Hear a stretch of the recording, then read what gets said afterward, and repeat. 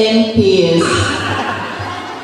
Ang bingil mong pakpak, mamatay ng tatay. Ang bingil mo singgit, isunod ilang nanay. Nganong kining mga laki, bugal-bugalon man. Kumuwan, bayot pasanginlan. Kung muinit, bayot ang initan.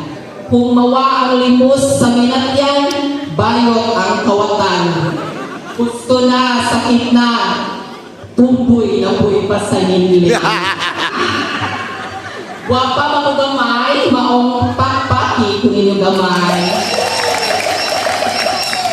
Sexy pa ko gamay, maong pakpaki kung inyong gamay. Sige pa gamay. Naadjud mo'y mga gamay. Kung ang mga laki maoy sabaw sa ocean, o ang mga tumboy maoy lamas o panakot sa ocean, o ang mga baji maoy kamugay na nagsamok-samok sa ocean, kami mga bayot, kami maoy kusog mohigop sa sabaw sa ocean.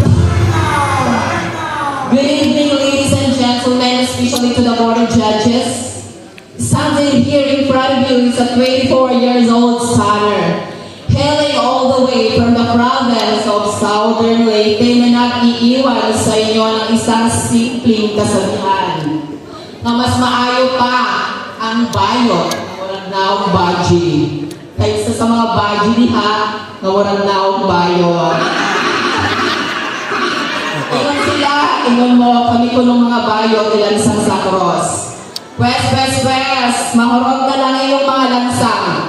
Kami mga bayot, di pag yun, mahorot. Judges, pakpaki, kaluy o singgiti, kay inikuli sa Southern Leyte, kung ano ba jud ko'y pliti. Huwag kumakuha. Candidate number 5, ha? Namurong ka mas number 5. Dito ko yung nakala, nagmula na ng Diyos may kagikan, ha? Relax na kala kaya. Once again, I'm your candidate number 4 na nag-iiwan sa inyo ng